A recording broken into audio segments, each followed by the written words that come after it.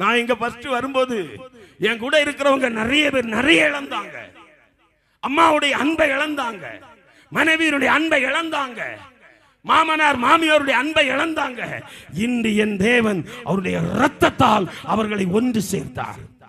அல்லேலூயா, அல்லேலூயா. கர்த்தரால முடியும், அவரால முடியாதது ஒன்றுமில்லை.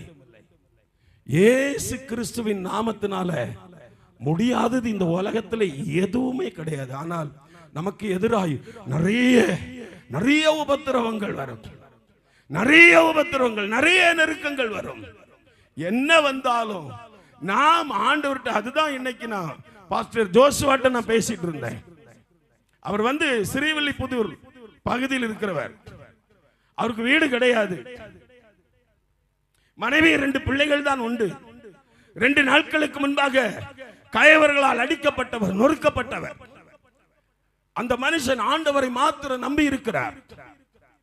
அந்த மனுஷனோடு நான் பேசும்போது அவர் தெளிவாய் சொன்னார், இவ்வுலகத்தில் என்ன இருந்தாலும், யார் என்னை வெறுத்தாலும் அவருடைய அன்பு என்னை நடத்துகிறது என்று சொன்னார். அல்லேலூயா.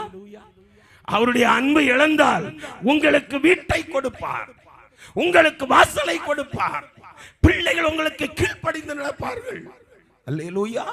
ஏனென்றால் நான் பிரசங்கித்துக் கொண்டிருக்கிற ஆண்டவர் உயிருள்ள தேவன், உயிருள்ள தேவன், அவர் ஜீவனுள்ள தேவன், அவர் இன்றைக்கு மாறாதவர்.